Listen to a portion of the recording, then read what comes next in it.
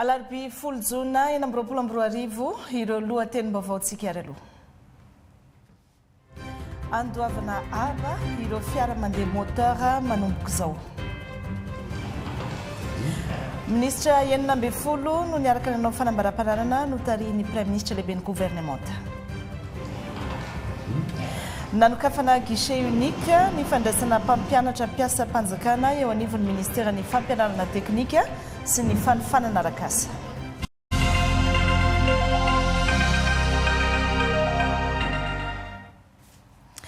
Miarahaba antsika rehetra tonga soto anatin'ny fampahalalam-baovao dia manasantsika ihany koa anaraka hatramin'ny farany. Mandoaba antsoina hoe TVM, taxe sur les véhicules motorisés, ireo fiara entimilina manomboka izao. Omaly no namoaka filazana ny teo anivon'ny foibe mpitantanana ankapobeny Hetra izay milaza ny mombamomba io aba vaovao io. Miampy indray zany ny taratasy tsy maintsy entin'ireo mpampiasa fiara misy motera dia ny taratasy fanamarinana fa nahalo aba ara-dalàna, taratasy azon'ireo manam-pahefana savaina miaraka amin'ny carte grise sy ny permis de conduire na ny fahafana mitondra fiara izany. Raha ny fantatra dia amin'ny 15 jolay izao no fotoana farany ahafahana mandoa io aba io. Ny vaovao mikasika izay hoentin'ny Ange Firabe Manakaja.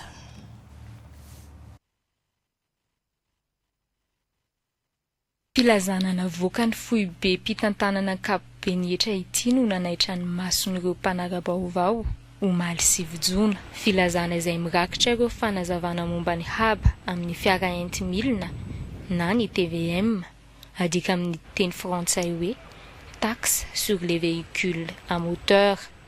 Inona marina moa ity hoe TVM ity? Raha ny voarakitra ao anatin'ilay filazana, ny TVM dia haba alaina isan-taona ary ampidirina ao amin'ny teti-bolam-panjakana ankapobe. Miatra amin'ireo fiara entimilina, izany hoe misy motera, manana lahara-pamantarana na immatriculation. Tafiditra ao anatin'izany ny fiarakodia, ny fiara fitateran'entana, ny moto, ireo sambo misy motera ary ny fiaramanidina na ireo mandeha amin'ny alalan'ny solika na amin'ny alalan'ny herinaratra, moteur électrique izany. Toy ny ahoana ny sandany? Raha ny voarakitra ao anatin'ilay filazana trany, ny sandany aba alaina dia faritana arakaraky ny toetoetry ny fiara, izany hoe ny tanjany, ny taonany, mandeha lasantsy sa gazoil. Ho an'ny sambo sy ny fiaramanidina kosa dia faritana ankapobatana. Raha ho an'ny saran'ilay aba, azo jerena eny amin'ny peta-drindrina eny anivon'ireo ivo-ketra. Raha oviana ary no miatra ity haba alaina amin'ny fiara ity. Raha adika ny voalazan'ito filazana ito dia efa miatra zany io aba io.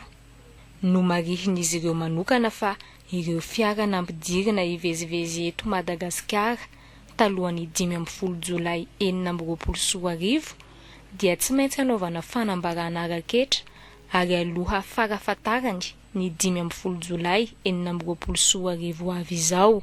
Izay fanambarana na fandoavana tao aorian'io daty voatondro io dia hiarany sazy raha ny voalaza ao anatin'ity filazana ity hatrany. Aorian'ny fandoavana ny haba, hisy ny tapakila fanamarinana izay tsy maintsy tehirizina ampiarahana mandrakariva amin'ny antotan-taratasy ny fiara ary azo ny manam-pahefana savaina sy hamarinina.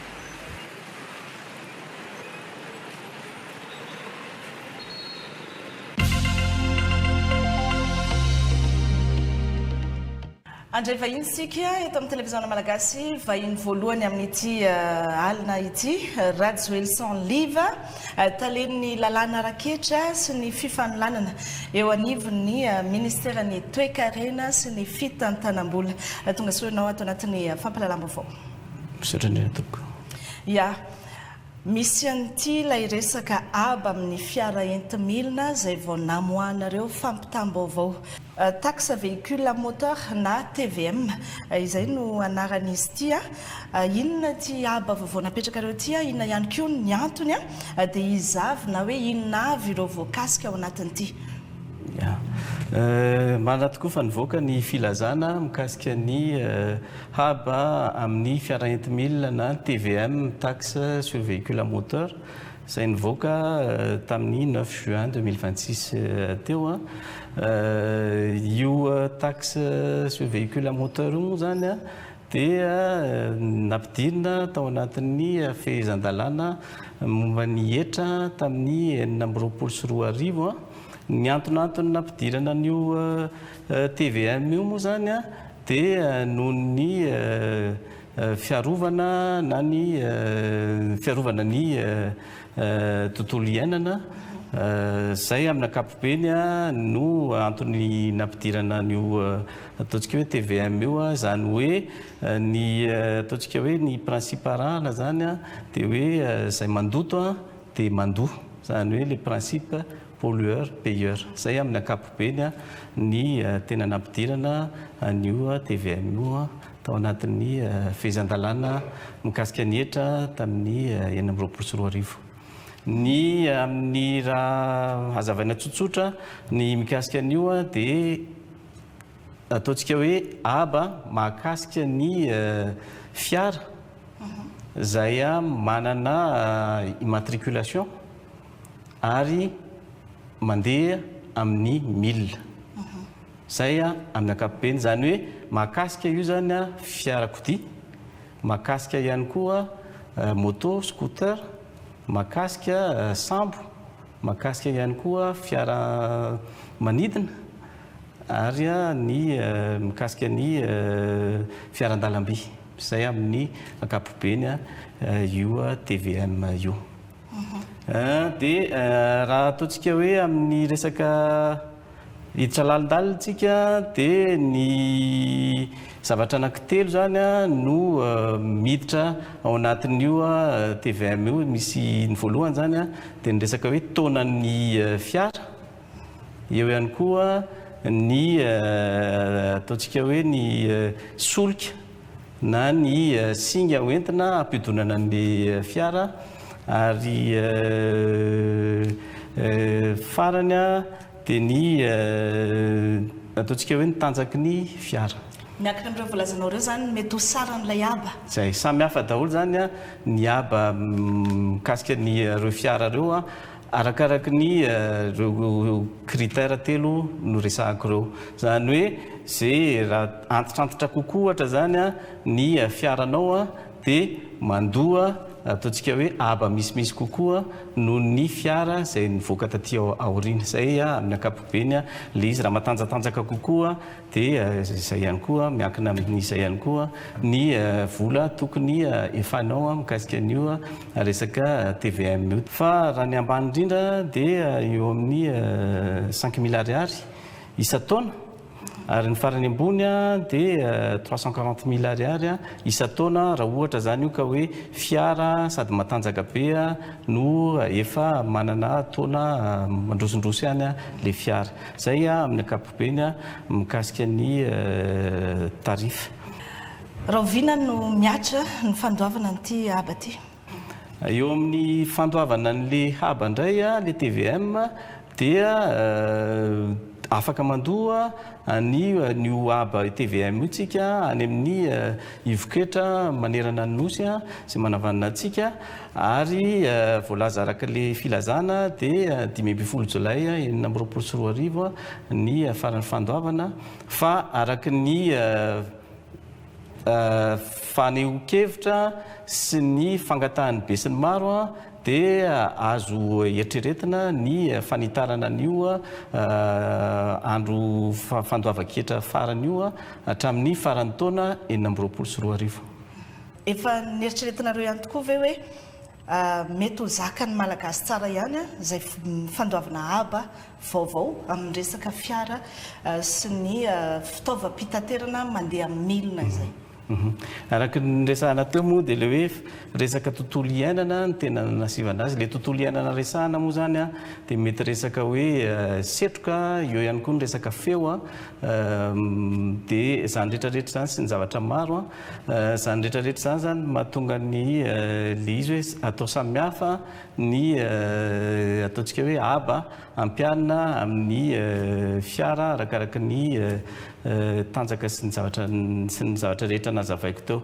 Efa natao ny ataontsika hoe étude mikasika ny ireo aba ampiarin'ireo izay tokony ho zakan'ny fahefamividy eto Madagasikara dia ohatra fotsiny raha tenentsika zany raha ohatra ka ny tanjaky ny fiara raha ohatra ka hoe eo anelanelan'ny 5 à 9 chevaux ka ohatra ka ny énergie ampiasaina zany essence dia ny taonan'le fiara latsaky ny 5 taona dia 3 alina ariary raha ohatra ka essence ilay fiarantsika. Raha ohatra diesel dia 4 alina ariary isa taona no aba alaina. Raha ohatra ka elektrika dia 10 000 ariary isa taona no alaina. Raha ohatra ka hybride araka le tableau efa nentim-pelatanantsika tsirairay avy any dia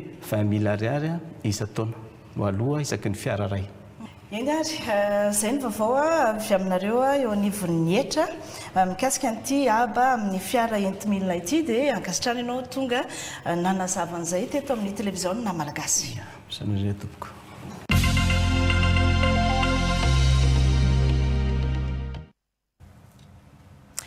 Zany mikasika niny fa vola 7 miliara ariary mahery ny vola mpanjakana voahodikodina tamin'ny taona 2024.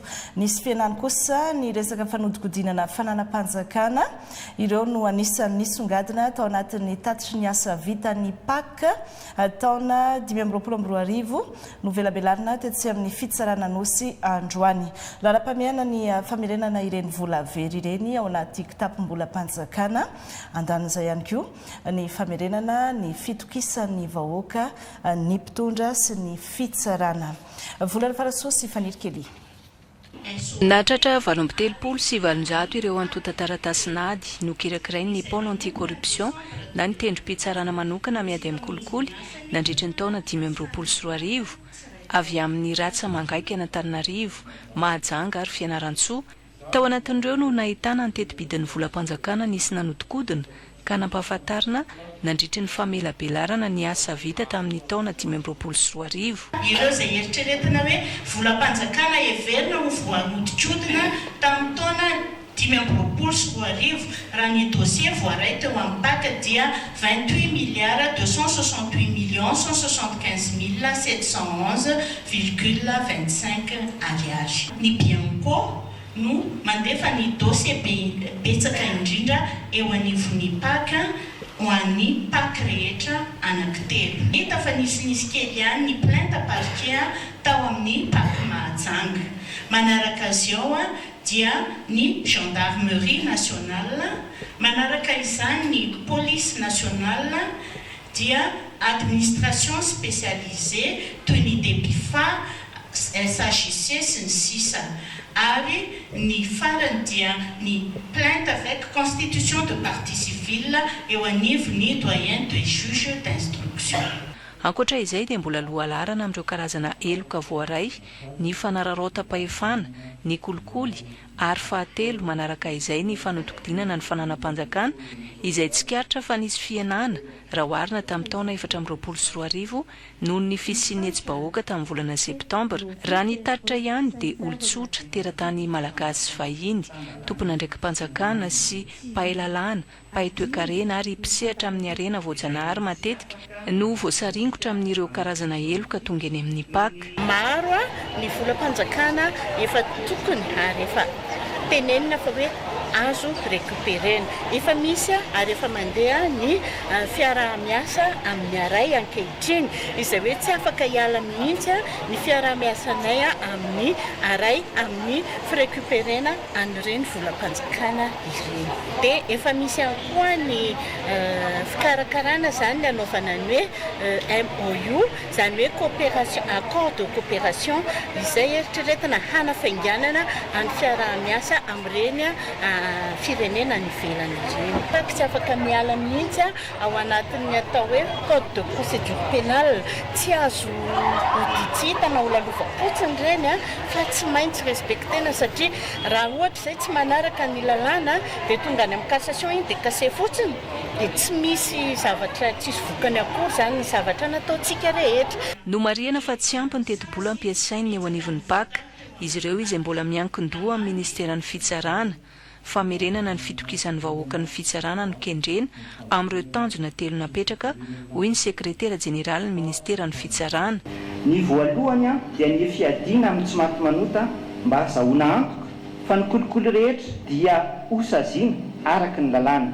Ny faharoa dia ny fanamafisana ny fiarah-miasa sy ny fifandraisana amin'ny sehatra maro amin'ny alalan'ny fiaraha-miombon'antoka sy ny fiarah-miasa amin'ireo mpiombon'antoka sy fiaraha-miombom-pirenena.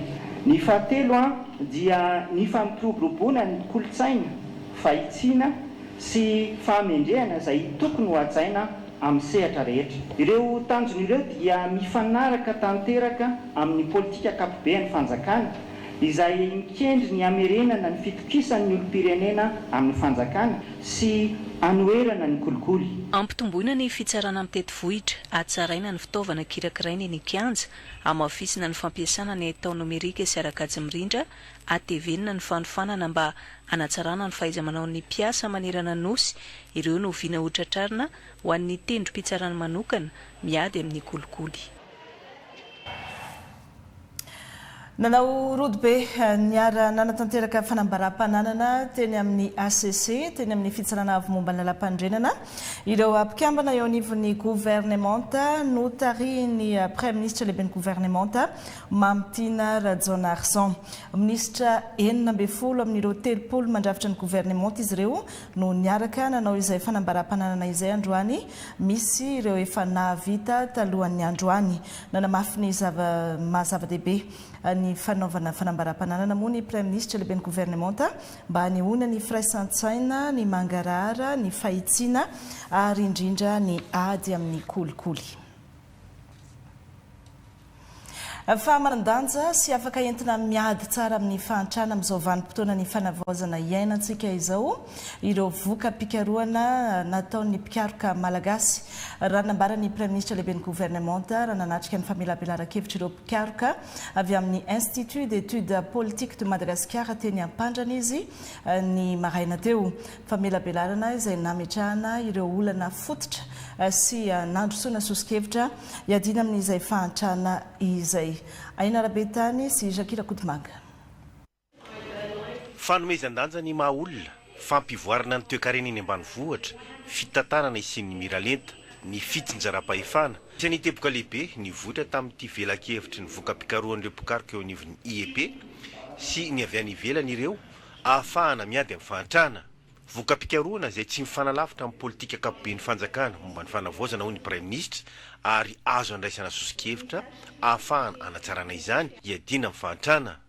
Notsipihin'ny Premier Ministre teto ihany koa fa isan'ny fanotra amin'ny fampandrosoana ny fanomezan-danja ny voka-pikarohana indrindra amin'izao vanim-potoana ny fanavaozana izao. Raha mivoalazany teo moa dia ny 700 ny lay drafitra samantanterahana antsika mifanandrify amin'ilay vokatra ilay fikarohana, fa kosa misy 700 izay hitondrano zareo sosokevitra ka tokony ahitsitsika ny lazainy teo, ohatra hoe eo amin'ny 700 miliara na lavitrisa ariary eo zany ny vola ilaina ahafahana mampiatra an'io dia efa nanosokevitra izy ny fanitsiana tokony ataontsika ao amin'ilay teti-bola mpanjakana iny mba ahafahana mahita ny ataontsika hoe vola natanterahana anazy. Misy zany le fanitsiana ao amin'ilay teti-bola, misy kosa ny fahaizantsika manetsika an'ireo loharano-mbola hafa ahafahana manatanteraka anazy. Dia mahafinaritra ilay izy ary ny zava-dehibe ndraisina teto koa fa nandrify tsara amin'ny fomba fijerintsika dia hoe ampy izay ny fahantrana eto Madagasikara tsy ampy ny mahita ny malagasy velona fotsiny ao anatin'ny fahantrana io, zany hoe misurvivre izy fa tsy mitombo arena, tsy mitombo fiainana. Dia izay koa ny zavatra mahafinaritra amin'ilay navoakan'ilay voka-pikaroana teo ny gouvernemanta zay tarihako manokana, ary eo ambanin'ny fiahinan-Andriamatoa filohan'ny fanavaozana dia tena mijery an'ireo ataontsika hoe olana fototra manageja ny malagasy tsy ho tafavoaka anatin'ny fahantrana ireo. Dia mankasitraka ny IEP ary mahafinaritra ilay ataontsika hoe teny mpanjina atao amin'ny IEP ilay velona sy vanona ho ny hafa. Dia fahitako anazy tena zay no natao ny IEP, nanome sozon-kevitra izy, nitondra vahaolana izy fa tsy mipetraka tamina olana. Dia mankasitraka indrindra ny IEP. Fikarohana tota-kevitra, fijerena ireo olana dia ny fotony tamin'ny faritra samihafa teto amin'ny nosy sy ireo vahaolana hialana amin'ny fahatrana no nasongadina tamin'izany, hoy ny mpitantana ny sekoly. Isika io afaka miala amin'ny fahantrana. Dia teboka anankitelo ny zava-dehibe dia hoe misy lafiny ady maika, misy ny lafiny ady izay amin'ny fanatsarana an'ireo fomba fitantanana ny programan'asa, ary ny lafiny fahantelo dia ny fakana n'ilay ataontsika hoe loharanom-bola izay efa hita ary efa misy ka afaka anova amin'ny fiainam-pirenena eo amin'izay ady fahantrana izay. Singa lehibe afaka ho ampiasaina alohan'ny ataontsika hoe hoentina eo amin'ny concertation nationale ilay izy. Natolotry ny IEP ny Prime Ministre teto moa ireo antota-kevitra mirakitra ireo voka-pikarohana naseho teto. Voka-pikarohana izay heverina fa anampibetsaka amin'ny fanatsarana ny fandaharan'asa be ny fanjakana, hoy ny Prime Ministre. Dia tena nomen'ny IEP anay androany moa ilay voka-pikarohana mihitsy, ary dia ho vakiana iny tena ho jerena ny anatsarana n'ilay dia programantsika ao sy ny fitadiavana ny vola entina manohana n'ilay programa. Akoatry ny fifanakaloza-kevitra nofaranana tamin'ny famenoana boky volamena moa ity fihaonana sy fandalovan'ny Prime Ministre tamin'ireo mpianatra mpikaroka sy mpanabe teo anivon'ny IEP ity.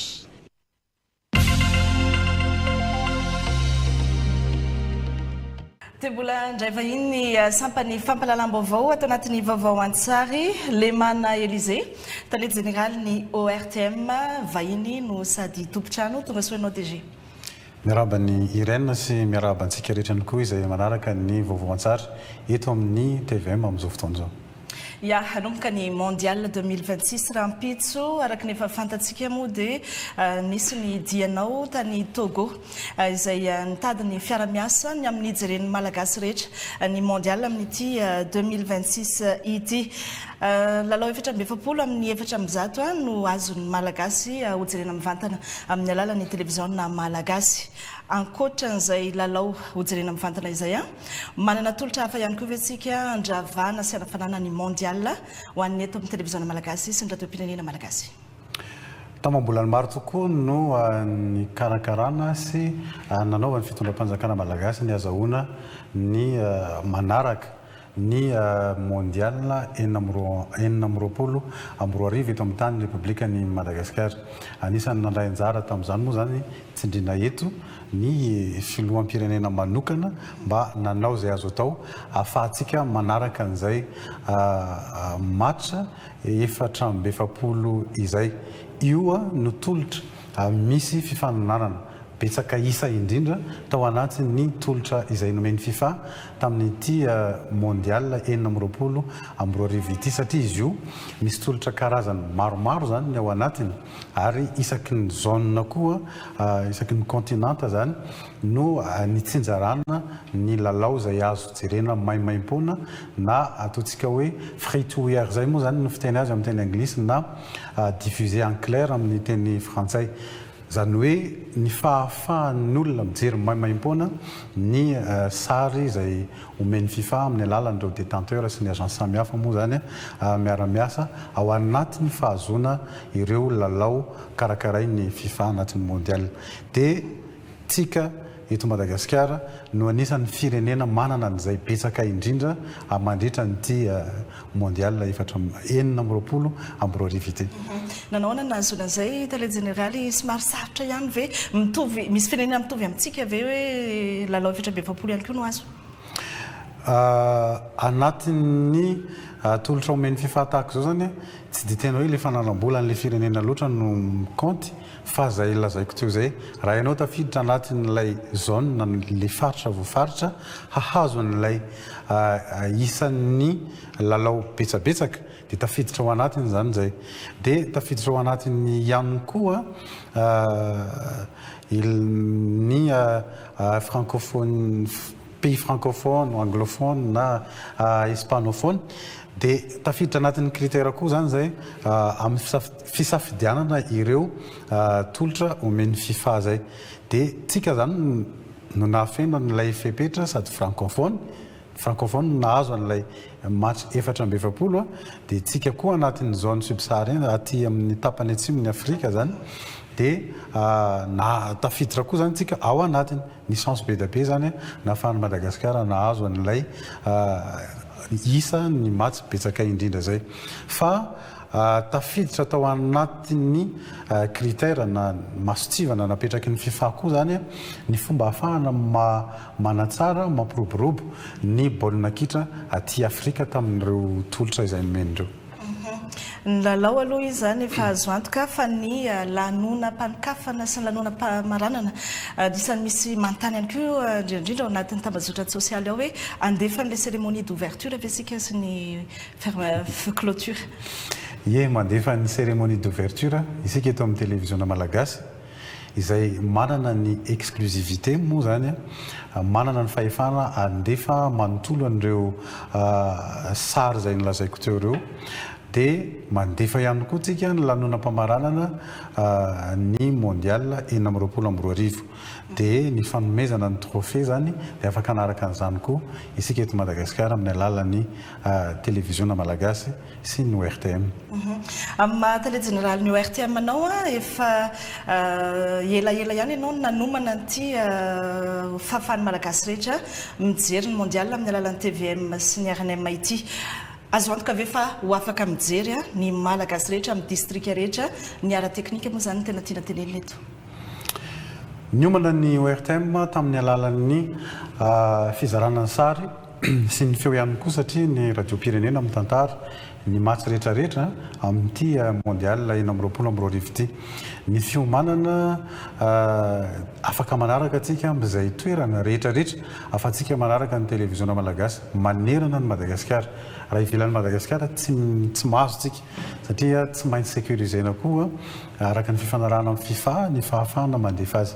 Ny fahafahana mandefa ny sary rehetrarehetra manerana ny tany Madagasikara dia ny ORTM no manome azy itsika zany no tompona andraikitra voalohany amin'izay araka ny fifanarahana natao eo anivon'ny FIFA izay dia ao anatin'izay nanao ezaka ny ORTM nametraka ny antsoina hoe écran communautaire apetraka eraky ny district 220 moa zany no voatilinay tsy maintsy asena n'ireo écran ireo dia akoatra ny district 220 manerana ny nosy zay any hoe asena écran communautaire zovaiko kely hoe atao zany asitsika écran zany amin'ny toerana izay fandehanam-bahoaka tsika any toerana moa zany miara-miasa amin'ny ireo solotena ny RNM sy TVM manerana Madagasikara no miara-miasa amin'izay amin'ny manam-pahefana any toerana mandrindra an'izay zany isaky ny faritra asiana an'ireo écran communautaire ireo dia ankoatran'io écran communautaire ireo amin'ny district ireo 220 dia isy ihany koa ny écran géant atao manerana ny province enina manerana Madagasikara ny eto Antananarivo moa zany any Antsirabe no anaovana anazy zay eo ampikaroana vahaolana koa zay amin'izao ametrahana an'io écran io ao Antsirabe mba ahafahany vahoaka malagasy rehetrarehetra hiantoka ny fifaninanana maneran-tany momba baolina kitra zay. Ny amaranantsika azy Andriamatoa télé général manana ekipa manokana ve ianao amin'ity mondial ity dia ihany koa ny hafatra ary? Za moa zany akoatra ny toko hoe fitiavana ny baolina kitra dia isan'ny ekipa ankafiziko ny Brésil hatramin'izay dia afatra farany angambany ho antsika izay mpanaraka ny televisiona malagasy izy fandarana manokana eto mialohan'ireo matra 420 ireo isan'andro dia isy ihany koa ny fotoana naovana ny famintinana moa zany araka ny programme eto anivon'ny televisiona malagasy fa ataotsika miavaka ihany koa ny fanolorana avy eto amin'ny televisiona malagasy zay mba ahafahantsika mianoka tsara sy ahafahantsika ihany koa mametraka satria miaina ao anatin'ny teknôlôjia ny televisiona sy ny radio-pirenena amin'izao fotoana izao dia miaovaozana zany misy inona itenenana zany misy toerana manokana misy décoration manokana zay natao ny nomaniny televisiona malagasy anolorana an'izay manomboka rapitso misy plateau manokana ihany koa ahafahantsika manaraka ny fandarana zay nomaniny ireo ekipa eto anivon'ny televisiona malagasy dia ny akoatr'izay moa zany dia ny fiaritatsika tory satria somary alindalina daholo ny akamaroan'ny matra ia ireo mpanao gazety ara-panatanjahantena eto amin'ny televisiona malagasy moa akoatra ny ekipa rehetra moa zany dia misy efatra ry zareo no tena ampiaina sy ampianoka atsika izay mondial 2026 izay ao Griffine Bakoliniaina, ao Nathan Mayavy, ao ihany koa i avitry ny Anakotarso sy Kanto Ranevson. Akasitrana fianao ianao Andriamatota le Général tonga teto amin'ny fampahalalam-baovao nitondra izay fampahafantarana mikasika ny fanarahana mivantana ny mondial 2026 eto amin'ny televisiona malagasy izay dia mirasoanao. Sotra tompoko.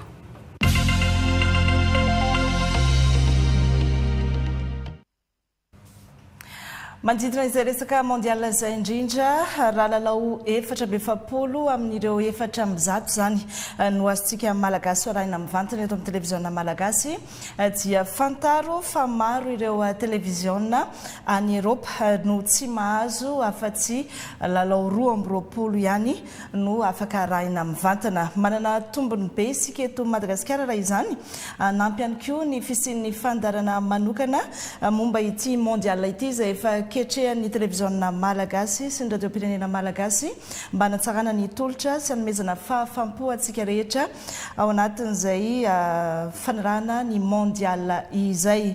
Efa mamarana ny pitsopitsony rehetra amin'ny fametrahana ny studio sy ny plateau manokana anaovana ireo fitondrana ny vaovao, ny famakafakana, ny resadresaka sy ny tsara ho fantatra rehetra ao anatin'ity mondial ity arahana amin'ireo mpanao gazety ara-panatanjahantena eto amin'ny televisiona malagasy izay amin'izao fotoana izao hitondra ny mikasika izay amintsika hiavitry ny Anakotarso sy Firarjaona.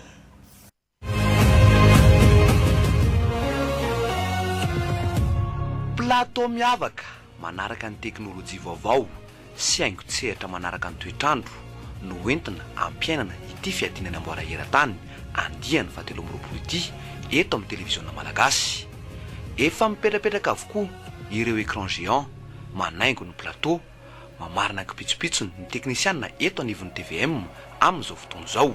Ankoatra ny fanarahana ireo lalao mivantana dia isatrany ny famakafakana hoentina alohan'ny lalao eo am-pialan-tsasatra ary ao ariana lalao rehetra andeha eto amin'ny TVM iarana amin'ireo mpanao gazety ara-panatanjahantena sy ireo vahiny misehatra amin'ny tontolon'ny baolina kitra. 420 ireo lalao andeha mivantana eto amin'ny televisiona malagasy. Maro anefa ireo televisiona andoavam-bola mitovisa amin'ny lalao azon'ny Madagasikara io. Misy mihitsy aza televizion-pirenena ao Eropa tsy nahazo lalana afa-tsy lalao 220 monja. Ivantana eto amin'ny televisiona malagasy ireo lalao 420 amin'ny mondial 2026.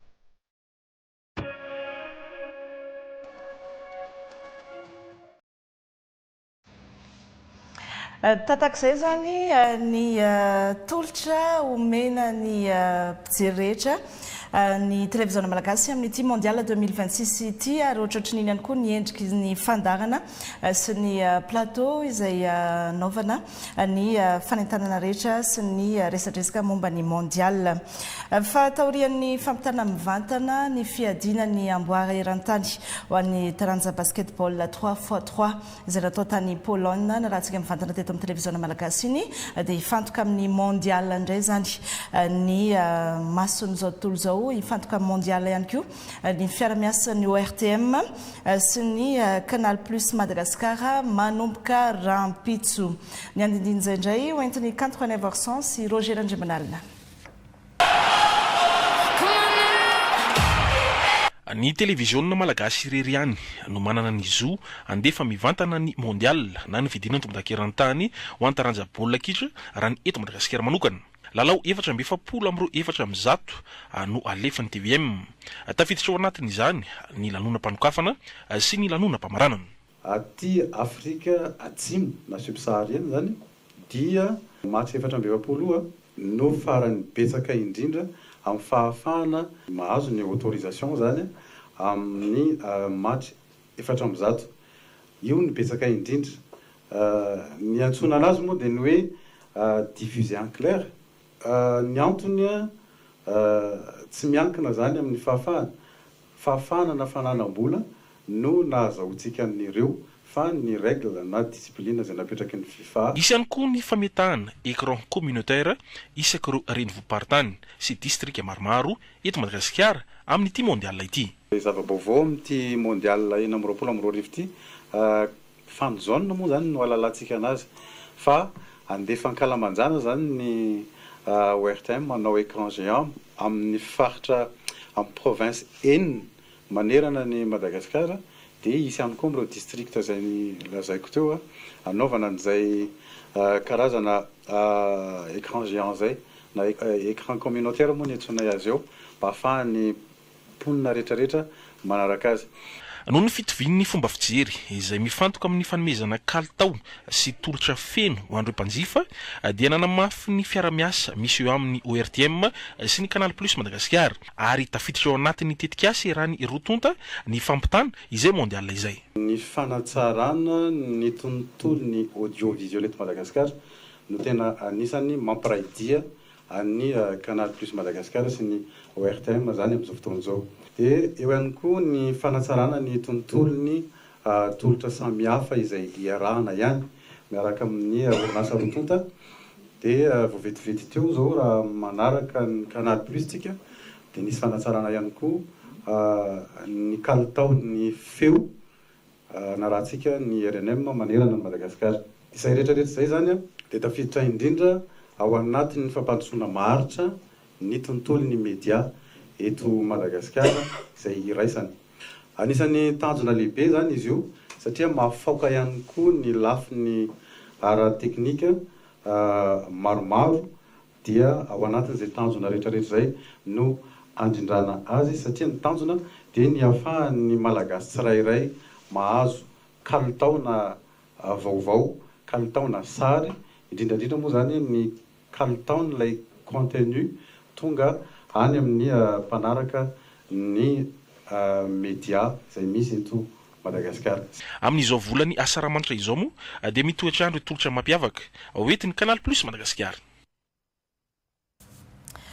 Efatra amby roapolo ora eo sisa dia hanomboka izay fiadina ny amboara eran-tany ny baolina kitra andiany fa 7 amby roapolo izay efa ao anatin'ny fanomanana avokoa ireo firenena 7 amby 7 mandray anjara.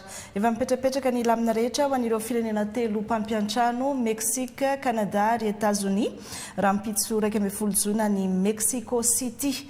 Any Mexique zany no anaovana ny lanonam-panokafana sy ny lalao fanokafana izay iaona ny Mexique sy Afrika Atsimo izay samy rahantsika mivantana eto amin'ny télévision malagasy mazava ho azy. Avitry ny anarakotarso.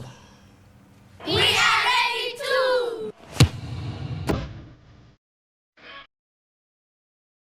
Izara volona 12 ireo ekipa 7 mandray anjara amin'ny team mondial andiany fa 7 ity.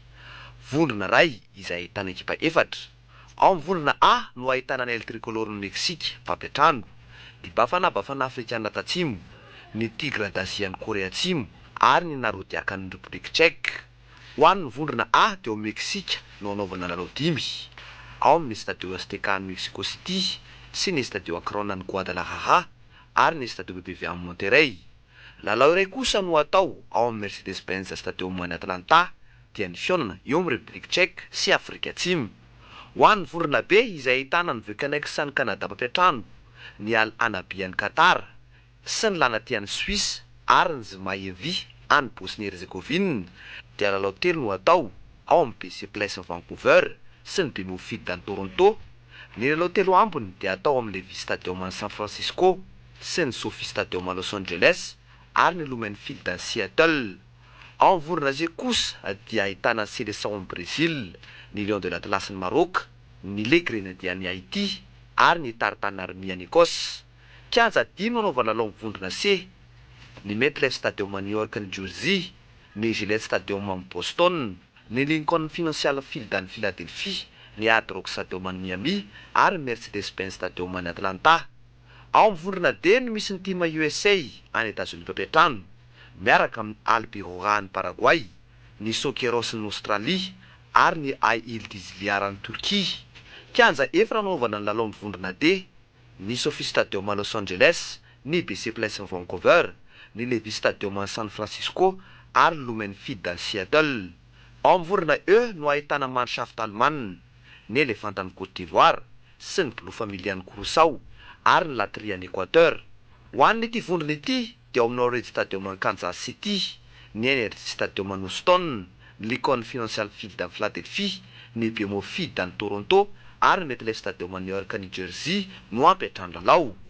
Ho an'ny vondrona F izay ahitana ny Orange ny Pays-Bas, ny Samouraï Bleu ny Japon sy les Aigles de Carthage ary ny Mangas Mavo ny Suède dia ao amin'ny AT&T Stadium ny Dallas, ny Stadio BBVA ny Monterrey, ny Energy Stadium ny Houston ary ny Arrowhead Stadium ny Kansas City no anaovana ireo lalao 4. Ao amin'ny vondrona G no ahitana ny Diable Rouge ny Belgique, ny Pharaon ny Egypte sy ny Team Amelia ny Iran ary ny Kiwis ny Nouvelle-Zélande.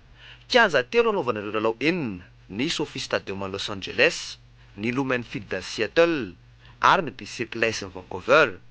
Vondrona H no misy ny La Roraille Espagnol, ny Requin Bleu ny Cap Vert, ny La Celeste ny Uruguay ary ny Le Faucon Vert ny Arabie Saoudite. Kianja efatra no anaovana ireo lalao, ny Mercedes-Benz ny Atlanta, ny Hard Rock Stadium ny Miami, ny Energy Stadium ny Houston ary ny Stadio Akron any Guadalajara. Tafiaraka amin'ny vondrona I ny Les Bleus ny équipe de France, ny Lion de la Teranga ny Sénégal, ny Oussoud Al Rafidain ny Irak ary ny Drillos ny Norvège.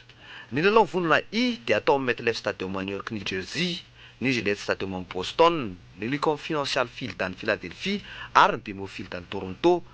Ao amin'ny vondrona G no ahitana ny tompona anaram-boninahitra ny Albi Céleste ny Argentine miaraka amin'ny Le Fennec ny Algérie sy ny Das Team ny Autriche ary ny Al Nassama ny Jordanie. Kianja 3 no mifandimby ampiatran'ireo lalao ny vondrona G dia ny Arrowhead Stadium ny Kansas City, ny Levi Stadium ny San Francisco ary ny AT&T Stadium ny Dallas. Ao amin'ny vondrona K no misy ny Seleção ny Portugal, ny Léopard République démocratique ny Congo, ny Le Loup Blanc ny Ouzbékistan ary ny Cafeteros ny Colombie. Ho an'ny vondrona K dia Energy Stadium ny Houston, ny Stadio Azteca ny Mexico City, ny Stadio Akron ny Guadalajara, ny Hard Rock Stadium ny Miami ary ny Mercedes-Benz Stadium ny Atlanta no andray lalao. Ao amin'ny vondrona L farany no ahitana ny Free Lions ny Angleterre, ny Black Stars ny Ghana sy ny Los Canaleros ny Panama ary ny Vatreni Flamboyant ny Croatie. Ho an'ity vondrona ity dia ny AT&T Stadium ny Dallas, ny BMO Field ny Toronto, ny Gillette Stadium ny Boston sy ny MetLife Stadium ny New York ny Jersey ary ny Lincoln Financial Field ny Philadelphie no andray lalao 4. Mariana fa izay ireo voalohany isam-bondrona no hiakatra vetrany amin'ny ampahinam-be folo dalana miaraka amin'ireo ekipa valy fahatelo tsara indrindra na meilleur troisième.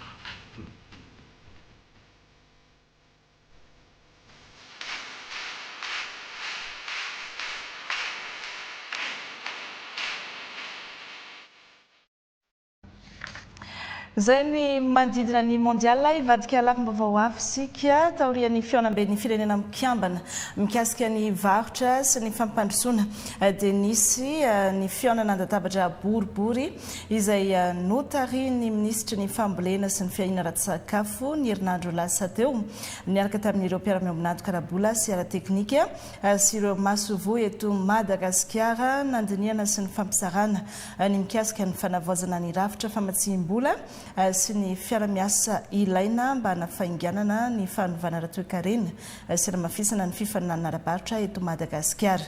Nandritra ity fionana ity no nanasongadina ny ministra Gaëtan Ramindo ny fanatsarana ny sehatry ny agro-industrie eto Madagasikara izay fantoka amin'ny lalam-piarina efa manana rafitra matanjaka ampivoarana ny toe-karena. Ary ny amaranantsika azy nanokatra guichet unique ny ministera ny fampianarana teknika sy ny fanofana arakasa andraisana sy kirakirana ny antotany taratasin'ireo mpampianatra izay vao niraisina ho mpiasa-panjakana raikitra. Fanamorana sy fanafanganana ny asa no antony nametrahana ny guichet unique iarahana amin'ireo ministera voakasika ny ministera ny asa sy ny asa-panjakana sy ny ministera ny toe-karena sy ny fitantanam-bola ary ny Bianco eo ao ampefloha etsy amin'ny ministera ny fampianarana teknika ihany no misy ity guichet unique ity. Naka ny sary Roger Ndrimanalina. Tsy vezivezy iteto mpanjakana na olany andro etsy seroa ireo mpampianatra vao noraisina mpiasa-panjakana raikitra eo anivon'ny ministera ny fampianarana teknika sy ny fanofanana arakasa. Fananokatra guichet unique ny ministera hikarakarana ireo antotany taratasy rehetra. Eto no andraisana ny dosien'ireo mpampianatra 590 efa nahazo fankatoavana tamin'ny recrutement ampahibemaso ny tety faritra. Fomba fiasan-kariary maneho hatrany ny mangarahara sy lavitry ny kolikoly. Tsy misy volalony eto amin'ny guichet unique fa fanafainganana ny fikarakarana dosie no atao.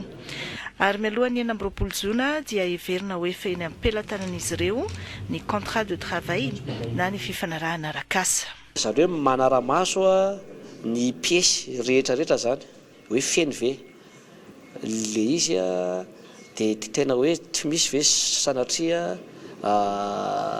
osika dia manao contrôle an'le piesy rehetrarehetra zany voalohany. Dia ny faharoa manao ny visa ny any amin'ny fopy dia manao visa ny any amin'ny finance dia vita zay dia recruter amin'izay zany lasa mpiasa-panjakana zany le olona anankiray. Fomba fiasa zany ny zavatra ny fitantanana madio sy mangarahara ohatran'izao. Ary averimberiko tsy ny recrutement ihany fa ny fitantanana mihitsy na ny volona mpanjakana io na ny fitaova mpanjakana io dia tokony foana zany atao ampamarinana daholo. Tsy misy tomika ny fomba fitantanana. Fa raha ohatra daholo ny fomba fitantanantsika zany dia samy mino fa mandroso ty fireneny ty ary tsarovinge fa ny volam-bahoaka nge no ary ny heditra mibahoaka nge anakaramana ny mpiasa-panjakana sy ny olona mpitondra. Ankoatr'ireo 590 efa voaray ho mpiasa-panjakana raikitra ampahibemaso dia mbola isy ireo enina amin'ny 570 manaraka ho raisina ahitana mpampianatra sy mpandrarava vacataire sy bénévole eo anivon'ny ministera ny fampianarana teknika sy ny fanofanana arakasa araka ny masotsivana efa napetraka andraisana azy ireo ampahibemaso sy ankariary hatrany. Misaotra antsika rehetra nanaraka ny fampalalam-baovao amin'ny farany misaotra ny ekipa niaranana tontosa ihany koa raha mpitsondray mirary sorto klasy Dofavy.